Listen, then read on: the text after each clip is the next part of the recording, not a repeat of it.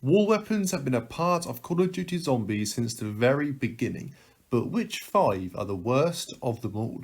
Let's take a look.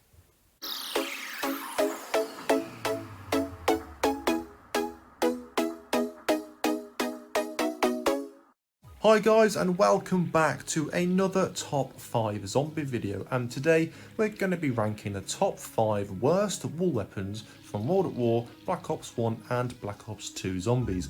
Now I'm taking everything into account when it comes to these weapons, so that includes damage, magazine size, the price, etc. So it's not just going to be how good they are on paper.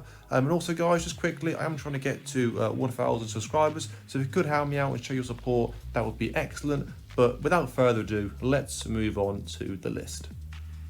Now, coming in at the number 5 spot, I have gone for the Remington from Black Ops 2. Now, the Remington is a pump action shotgun with 6 bullets per magazine and 48 in the reserve ammo. So the ammo capacity is actually quite good with this shotgun, and that's pretty much the only positive I have to say about it. So there are two glaring issues with this weapon. The first one is the price. I think 1,500 points for this weapon is a rip-off. There's always better options out there, such as the AK-74U or the MP5. I'd even take the B23R over this weapon. So I think 1,500 points is a bit excessive for this weapon, because the damage is also poor.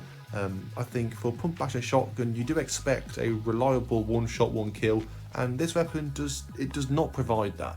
I always compare the pump action shotgun, so the trench gun, the stakeout, and the Remington. I always sort of compare the three of them, and I can confidently say that the Remington is the worst of the three, and by quite some distance as well. Now, unfortunately, the Remington is available on every single map, excluding I think town and farm. I believe on every other map it is on the wall. So yeah, unfortunately, it always manages to show its ugly face when playing on Black Ops 2 Zombies. But yeah, it's just a weapon which I do not like buying at all. It's bad for getting points with it being a shotgun. It's not a reliable one-shot, one-kill.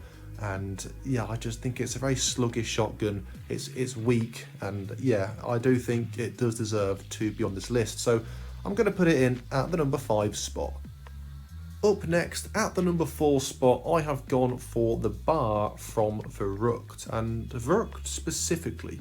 So the bar is a fully automatic light machine gun, 20 bullets per magazine and 140 in the reserve ammo. And this weapon has a lot of talking points, and they're all bad. So the first problem I have with this weapon is the fire rate. Now, the fire rate on this gun is very, very slow.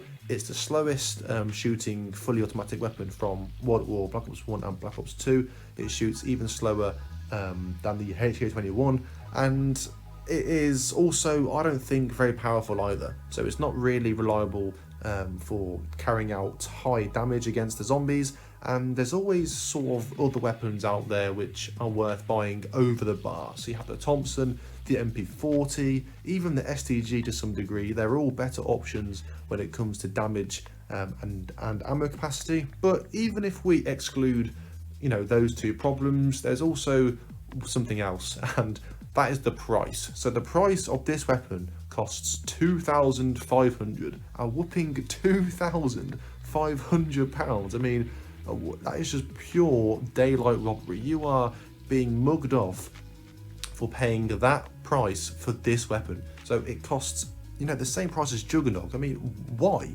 What is this gun done to justify being priced at 2,500? Like the Thompson, 1,200, MP40, 1,000, STG, 1,200. They're reasonable prices, but 2,500 for a weapon which isn't very good. I mean, it is just mind-boggling. It is absolutely baffling why this weapon costs that amount of money. So yeah, you're just being absolutely mugged off if you buy this gun on Verrückt. On Shinonuma and Nacht Toten, it's only 1,800, which is still bad enough, but on Verrückt, yeah, listen, it is absolutely baffling why it costs that amount of money. So listen, the bar, not a bad gun on paper, but I mean, it does not deserve to be priced at 2,500. So I'm going to put it in at the number 4 spot. Now, slotting itself in at the number 3 spot, I have gone for the Olympia from Black Ops 1 and Black Ops 2. Now, where do I even start with this? So, the Olympia is a starting room weapon, and it costs 500 points. Now, that's not a problem in itself. I think that's actually a fair price for this weapon, but the issue I have is rounds 1 to 5, they're your money-making rounds. You know, they're the rounds where you're trying to build up as much points as possible to, you know, open doors or, you know, get to the power or the mission box, you know, whatever you want to do.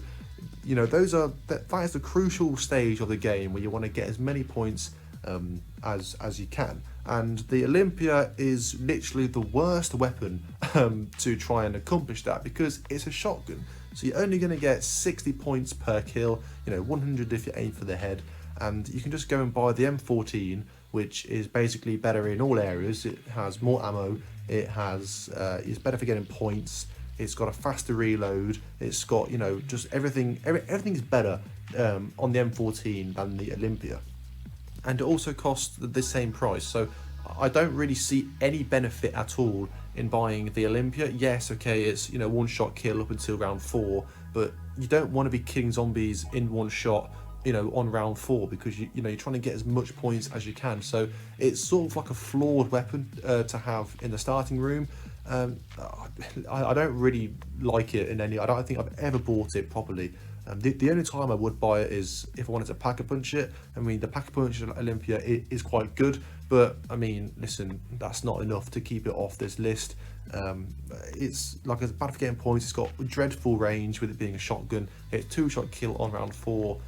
Yeah, listen, it's a dreadful weapon. So, and also it's on every single map except for Origins. So from from Kino to Toten up to Buried, the Olympia is on the wall. So yeah, it's just got to come on this list. So I'm going to put it in at the number 3 spot. Securing the number 2 spot on this list, we have the PM63 from Black Ops 1. Now, this weapon is a fully automatic submachine gun, available on every single map, and statistically speaking, I do think it's the worst SMG, but there is one glaring issue, and we have the ammo capacity. So this weapon holds 20 bullets per magazine, which isn't actually that bad, and then we have the reserve ammo of 100 shots. Yep, 100 shots, and you can imagine how fast that gets drained when using this weapon. So you only get 5 magazines, not including the 20 which you have at the very beginning when you buy the weapon, and yeah, you just burn through ammo. It is an absolute joke. So it costs 1,000 points, which is actually not that bad. I think it's a fairly reasonably priced weapon, and ammo costs 500. So if you do decide to purchase this weapon, then you better be prepared to buy ammo probably 2 or 3 times a round if you're on sort of rounds 5 to 8. If you're anywhere past that, then yeah, you basically just, you know, you shoot yourself in the foot, really. Listen, I'm good with my ammo. I go for headshots. You know, I'm quite conserve. I do conserve my ammo quite well, and I do find myself buying ammo sort of 2 or 3 times around when I'm sort of past round 7 or 8. So the PM63, it's lightweight, you know, it's good for training and all that business. It's got, you know, it's good for getting points, blah blah blah. But yeah, I would just stay well away from this weapon. If you do want to buy an SMG, go for the MP40 or the AK-74U. They have okay amounts of ammo, but the PM63 it's just ridiculous. It actually annoys me. It actually irritates me how little ammo this weapon has. So yeah, it is definitely gotta go in at the number 2 spot. We are now entering the deepest and darkest depths of dreadfulness. Guys, coming in at the number 1 spot, we have the Springfield. Now, the Springfield is a wool weapon on Verrucht, and just take a look at this. So there's 1 bullet and there's 2 bullets. That's right, this is a 2-shot kill to the chest on round 1. On round 1, this is supposed to be a strong bolt action rifle. Now, this is classified as like a sniper rifle, and it's 2-shot to the chest on round 1. I mean, that alone is enough to put it at the number 1 spot. On round 2, this weapon is a 2-shot kill to the head on round 2. Now, I don't know why Treyarch decided to alter the statistics on this weapon as opposed to the normal Kar98K and the Arasaka stats that we see. And the Springfield is for some reason different. I don't know why they did that. They somehow actually made this gun worse than the Kar98K and the Arasaka, which is some achievement in itself, to be honest. But I mean, look, just watch this gameplay. You don't even need to listen to what I'm saying. Just watch this gameplay and just have a look at how many bullets it's taken to kill zombies on round 2. I mean, look, it's 3 bullets to the chest on round 2. This gun only costs 200 points. Like, yeah, whatever. 100 points for ammo. But even so, I think the game should be paying you to use this weapon because, you know, you're putting yourself at risk when using this gun. So, yeah, listen, thankfully it's not available on Shinonuma or Deriz. It is available on Naruto and Totem, but only from the mystery box, and in Viruct it is available on the wall, of course, and in the mystery box as well. So, I think we all know by now how bad the Springfield is, but it has got to come in at the number 1 spot. So guys, there we have it. Let me know what you thought about my list in the comment section down below. Also, if you did enjoy, please don't forget to subscribe and like to show your support. Like I mentioned earlier, I am trying to get to 1,000 subscribers, so if you could help me out, that would be awesome. Now, just very quickly, I have created an entire playlist full of different top 5 zombie lists, so please ensure that you check them out as well. But most importantly, thank you very much for watching, and hopefully I will catch you soon on my next video. Goodbye.